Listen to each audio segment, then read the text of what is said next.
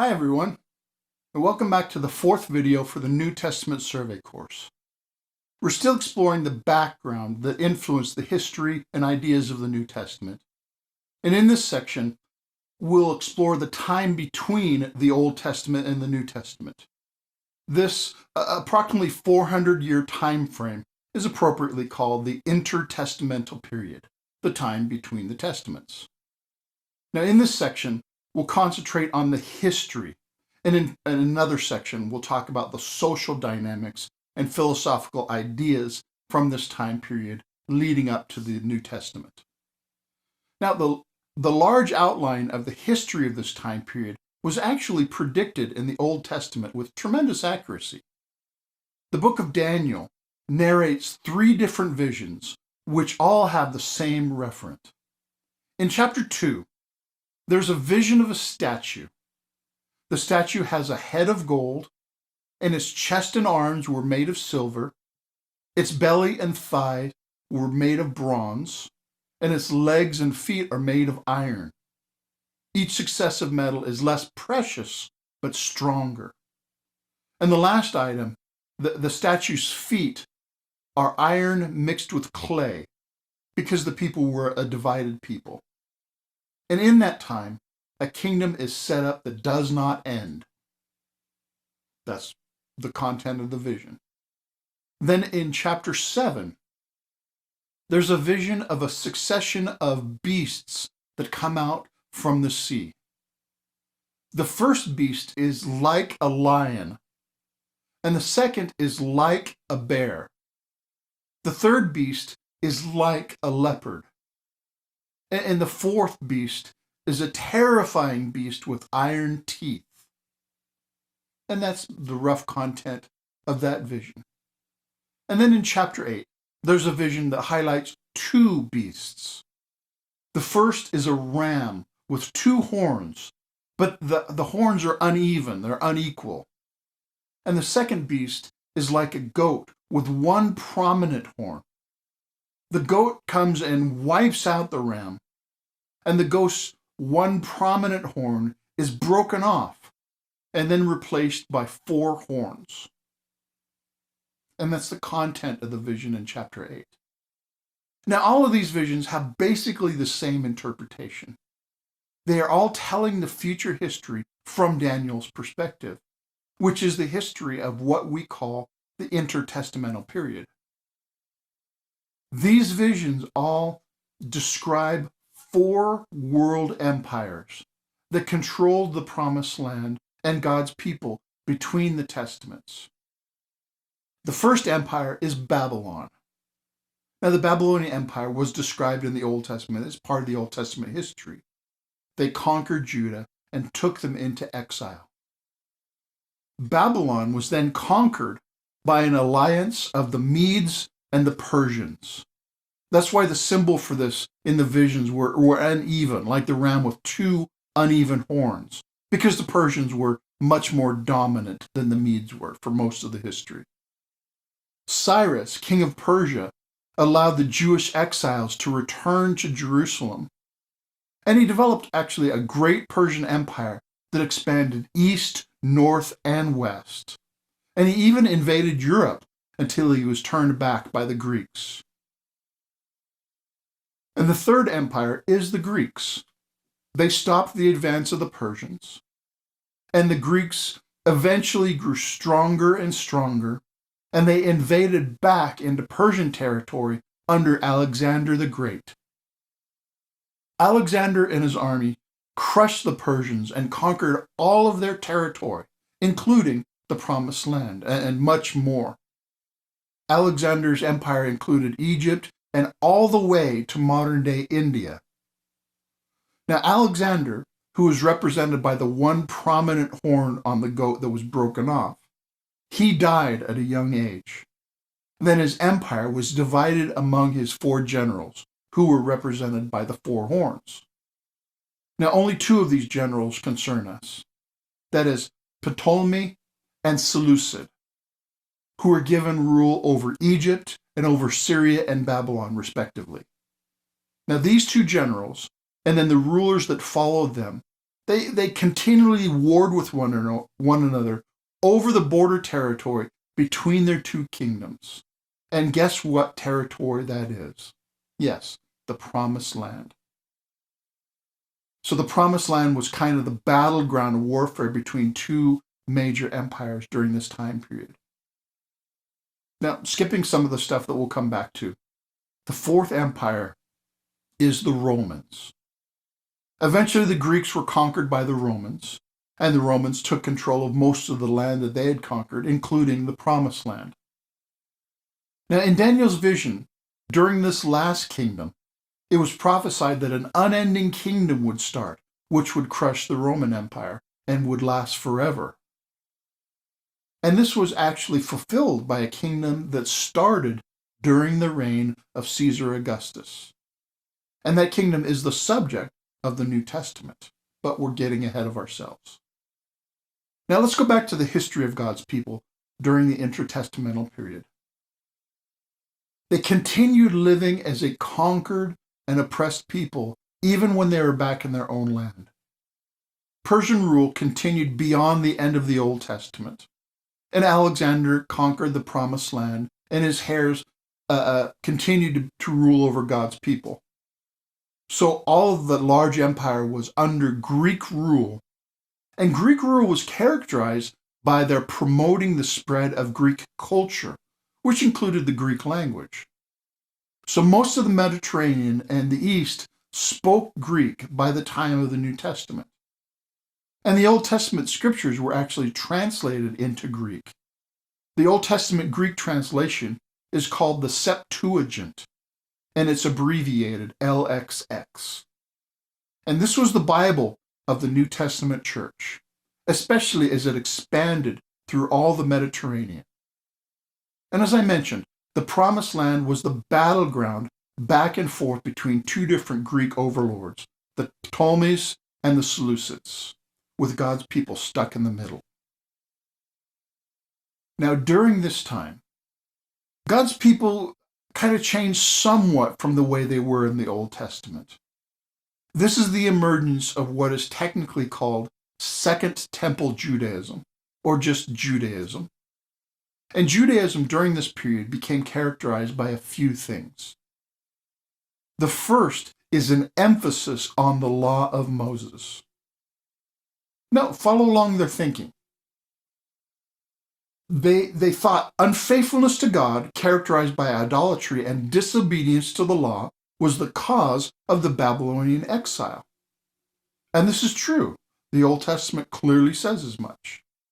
Therefore, they resolved, we're going to keep God's law.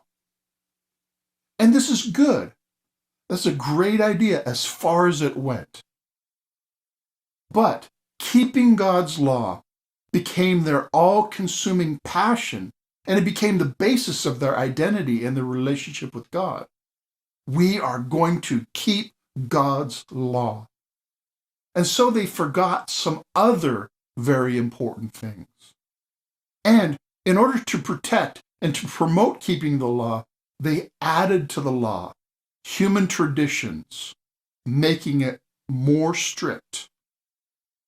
Thus, their devotion to the law, which started as a good thing with great intentions, later became somewhat of a problem, as we'll see in the New Testament. And Judaism was also characterized by synagogues. During this period, the temple was still the center for all of Israel's religious life. However, in addition to the temple, people gathered together in a variety of local sites called synagogues to study the law and pray, especially those people who lived far away from the temple, spread out through a lot of the Greek and Roman world. Now, the word synagogue is related to the word for gathering together. And all of these synagogues in a variety of cities around the Greek and Roman empires, they had local leadership by teachers of the law. So the synagogue continued to be the local center of Jewish life. And after the destruction of the temple, it became the center of Jewish life, even until today. And Judaism became characterized by a priestly caste. Now, of course, there were priests in the Old Testament period, but in the Old Testament period, there were also kings and prophets to take leadership of God's people. In the intertestamental period, there were no kings, and God had stopped speaking to prophets. He declared a famine of prophecy, so there were no prophets in the intertestamental period. So the priests basically took up that slack of leadership. They led not only the religious life, but also the social and political life of God's people. And this went as well or as poorly as the quality of the people in leadership. But by the time of the New Testament, the Sanhedrin, which was a council made up of priests, it was the ruling body of God's people. Now, of course, for a large portion of this history, they were the ruling body under the authority of the conquering empires. Now, back to the history. Israel eventually enjoyed a time of brief independence. The ruling Seleucid leader, Antiochus IV, who had the nickname Epiphanes, he was a bit of a nutcase and a tyrant. He outlawed the practice of Judaism, and he tried to stamp it out. He strongly persecuted anyone who practiced the Jewish ritual or kept the law. And he forced the Jews to make pagan sacrifices under threat of death. Now, some complied, but others refused and were tortured and or killed for their faithfulness to God. Again, you can see that the passion with which these people took, we're going to be faithful and we're going to keep God's law no matter what. Now, while this was happening, an elderly priest by the name of Mattathias, he became outraged when he saw some of his fellow Jews offering sacrifices to Greek gods. So he killed them, and he killed the Greek officials who were forcing them to do so.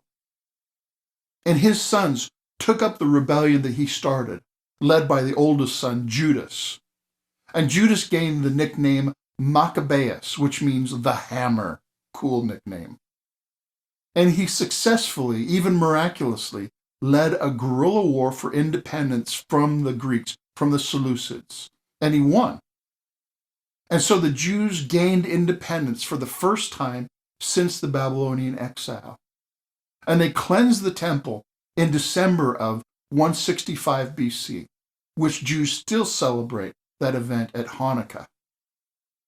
However, there was no clear Davidic descendant to rule as king. So the Maccabees, Judas and his brothers, they set up hereditary priests as rulers. And these priest kings were called Hasmoneans, and from them were descended the chief priests of the New Testament times. Now, the success of the Maccabees and the Jewish independence revived tremendous national hope. They saw this as the beginning of the fulfillment of the promises from Daniel and all the other prophets. There's a tremendous sense of nationalism. They controlled almost the same territory as Solomon in the heyday of ancient Israel. And there was just a ton of political and social activity during this time. What I want to mention is that the spirit of the age was kind of captured in some of the writings of this time that came to be called apocalyptic writing. This particular genre of writing was characterized by a sense that God was about to break into history in a big way to bring to completion all that he had begun. He would right all wrongs. He would destroy all evil. And apocalyptic communicated this hope in symbolic, fantastic language. However, this hope didn't last for long. Two brothers from the Hasmoneans became rivals for leadership over Israel. And so an appeal was made to Rome to help decide between the two fighting brothers, because Rome had become very powerful by this time. But Rome responded by basically taking over in 63 BC. and making the Promised Land part of the Roman Empire. They set up Herod the Great, who was a distant relative of the Hasmoneans, as kind of a puppet ruler. Herod rebuilt the temple, but he was somewhat of a nut, and he was a very brutal, ruthless leader. And at his death, his territory was divided between his sons, and some parts of it were put under direct Roman rule, under Roman governors. And that's basically the end of the time between the Testaments. The New Testament starts during the reign of Herod the Great, and most of it takes place during the reigns of his sons, who are also named Herod, so it can get confusing. And also, part of it was ruled by Roman governors directly. So now let's review. The four intertestamental empires, which dominated the history between the Testaments, were Babylon, Medo-Persia, Greece, and Greece is the Greek Empire is the time of the rise of Judaism and of Maccabean independence. And then finally, the fourth empire is Rome. And this period was characterized both by hope and by disappointment. Okay, this has been just a brief survey of the history between the Testaments to try to give you a background understanding so that you'll have a better idea of the world that the history of the New Testament is born into. Now, in the next section, we'll look in more depth at the social, the cultural, and some of the political dynamics of the time leading up to the New Testament to help us understand what we see in the New Testament itself. Thanks for watching.